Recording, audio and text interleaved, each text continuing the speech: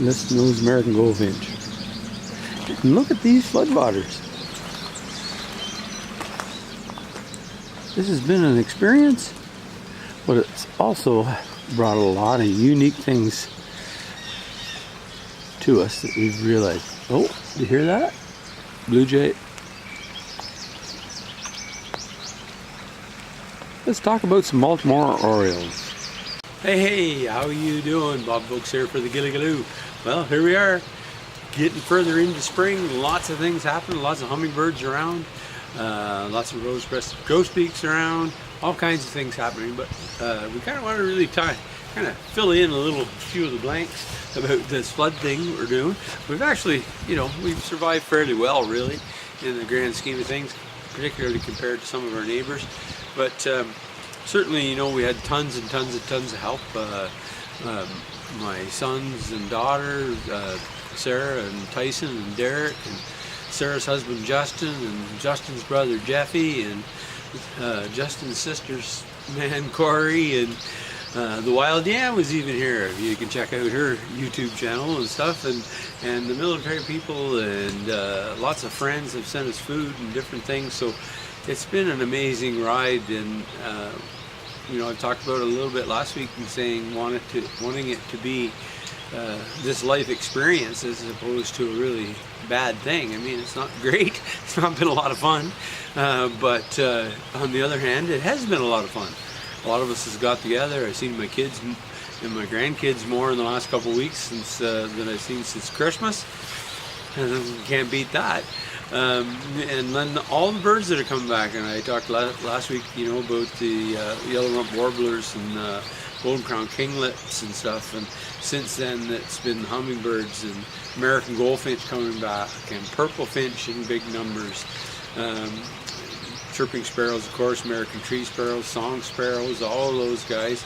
And then the late migrants are really starting to arrive. And when we talk about late migrants, we talk about Baltimore Orioles, the rose-breasted grosbeak even, great-crested flycatcher. It isn't here yet. Tanagers and what have you, all those birds, I kind of feel and talk about them as being late arrivals. And then the other unique thing about them is that they're early departure.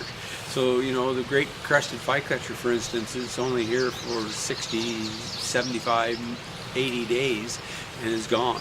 Whereas, you take about our early migrants that are here, and it's still kind of winter, and they stay until late fall. So it's a different circumstance. And inside of that is the Baltimore Oriole. Lovely, lovely bird, like the hummingbird and all of those other sort of unique migrants. We sometimes see more of them, sometimes we see less of them. There's been some habitat destruction, there's been some, like Dutch elm disease as an example, was their primary Eastern Ontario nesting tree, because it had big drooping limbs that they could hang their basket nest from. So their nesting site habitat has been lost, so that's created some difficulties. They're starting to adapt to different areas. So I see them, whoa, hummingbird and chickadee and downy woodpecker all just went by here all at the same time. Sorry about that.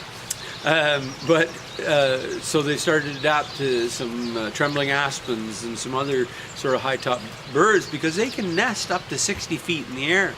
So that's why they really like the big elms that we used to have. I may have called them Dutch elms before. It was the Dutch elm disease that they extracted. But they had big drooping, they'd be 80 feet tall with big drooping limbs, and they'd hang their woven basket nest from. The female primary makes that basket. Male sometimes will help. The other unique thing about their call, and we're going to do a little experiment here. I'm getting my iPad all wet because it's raining. But unique thing, a lot of these, particularly these songbirds, some of their song is individual to them. Even though they're the same species, they may not sound the same in different regions. Similarly, when they're eating something a little bit different, their coloration is going to be a little different. I think of the cardinal as an example. The male sometimes can be that vibrant red, and then sometimes it can be that sort of dullish grayish tone over top of their color. But that's a lot about diet and what they're eating. So things vary from year to year, not only in numbers, but the type of food they're eating and what have you. So our little experiment here is going to be this morning at 5 a.m. when I was pumping, using the gas pump to do some pumping where we're trying to maintain a couple buildings here in a cottage and things. I could hear the Baltimore Orioles singing. So we're gonna, as we're talking here, we're gonna see if we can't chum them in and get them to answer our call. So what you're hearing now is what I'm playing on here, but we're gonna see here shortly, see if we can call him in and see if he's going to investigate. One of the big keys to identifying a Baltimore Oriole when he's around is that what they call their little two-note call. And I find that's just sort of a maintenance call. You know, it just kind of happens, kind of happens, kind of happens. And that sounds like this. So pay attention when you're out in your yard. Very fluty, always very high.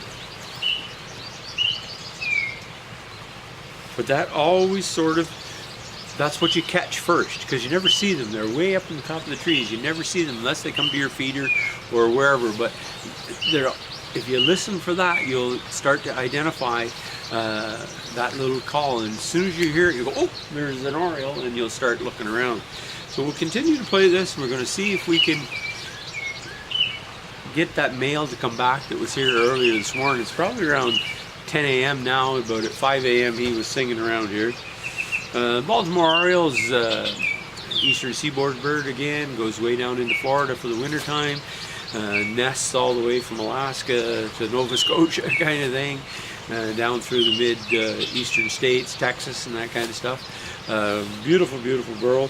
Whoa, there we go. We had to move a little bit there. It was pouring rain and it was getting all on my equipment and stuff. So there's the classic call. We're going to try and chum that guy in, see what can happen.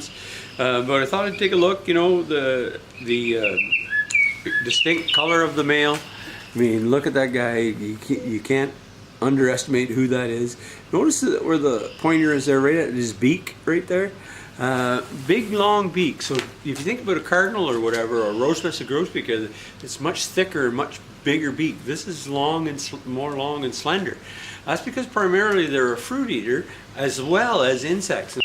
Here you can see their nesting range, quite elaborate, all their nesting range, but the unique part is, I'll raise that.